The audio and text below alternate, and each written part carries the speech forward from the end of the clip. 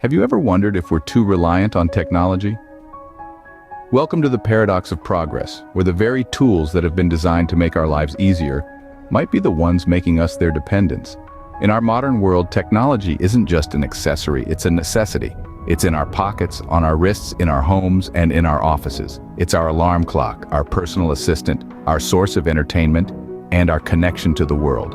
From smartphones that hold our entire lives in the palm of our hands to smart homes that respond to our every whim, we have seen a seismic shift in the way we live our lives. And let's not even get started on the internet. It's an invisible force, but it's changed everything. Information, entertainment, shopping, communication, you name it, and the internet has revolutionized it. But as we bask in the glow of these shiny new gadgets and marvel at the convenience they offer, it's worth pausing to consider the flip side of this digital coin. Are we masters of these machines, or have we become their slaves? Sure, our smartphones remind us of important dates and help us navigate unfamiliar cities. But they also buzz and beep and blink with relentless urgency, demanding our attention at all hours of the day and night. Our smart homes may adjust the temperature to our liking and dim the lights for a cozy movie night. But they also collect data about us, learning our habits and routines. It's a paradox, all right. The same devices that offer us freedom also tether us, and the line between use and dependence is becoming increasingly blurred. We've come a long way from the days of rotary phones and snail mail, but at what cost? As we increasingly outsource our memories to the cloud and our decisions to algorithms, we have to ask ourselves, are we the masters of this brave new digital world, or are we becoming its servants? In a world where digital is the new normal, it's worth questioning. Are we in control of technology, or is it controlling us? Think back to a time before smartphones, before the internet. How different was life then? Let's take a trip down memory lane and revisit an era that might feel like a distant past, yet is relatively recent in the grand timeline of human history. This was a time when tasks were often done manually, demanding more effort and time. For instance, writing a letter involved putting pen to paper, finding an envelope, stamping it, and then dropping it into a mailbox, all for a message that might take days or even weeks to reach its destination. Communication was more personal, more tangible. Conversations were face-to-face, voices on a landline, handwritten letters exchanged and treasured. People took the time to connect, to engage, to truly communicate.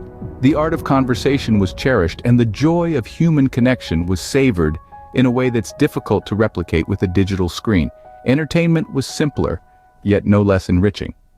Families gathered around radios and televisions, sharing collective moments of joy, suspense, and emotion. Books, board games, and outdoor activities were the staples of leisure time. The thrill of a new vinyl record, the suspense of a radio drama, the camaraderie of a neighborhood game, these were the highlights of daily life. The pace of life was slower, and yet there was a certain rhythm to it that many fondly remember. There was time to pause, to reflect, to appreciate the world around us. There was less of a rush, less of a constant need to stay connected or updated. However, it's important to remember that this time also had its fair share of challenges. Information wasn't as accessible as it is today. Getting updated news or learning about a new subject often meant a trip to the library.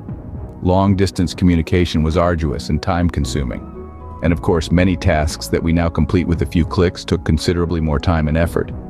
Life before the digital revolution had its own charm, but it also had its own set of challenges. This was a time of simplicity and personal connection, balanced by the difficulties of a slower, less connected world. But it was also the foundation upon which our current digital age was built. Now fast forward to today, the digital age. How has life changed? Imagine a world where you can shop for groceries, chat with a friend across the globe, and watch a movie, all without leaving the comfort of your couch. Welcome to the digital age, the era that has redefined convenience. Technology, in its myriad forms, has permeated every aspect of our lives. It has transformed the way we communicate, learn, work, and play.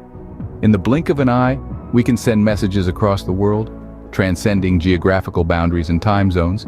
We've replaced handwritten letters with emojis and voice notes, and face-to-face meetings with video calls. The digital revolution has opened up a world of possibilities for instant communication, making our world feel a lot smaller and more connected. Entertainment has seen an overhaul too. Gone are the days of waiting for your favorite show to air on television. Streaming platforms bring thousands of options to our screens at the click of a button. And let's not forget the world of gaming, where virtual reality blurs the line between the digital and physical worlds. But as with all things, this digital convenience comes with a cost. Our data, the new gold, is constantly being mined, raising serious concerns about privacy. The line between our public and private selves has blurred, and our digital footprints are larger and more permanent than we often realize.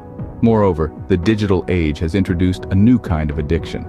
We are constantly plugged in, scrolling, clicking, and swiping.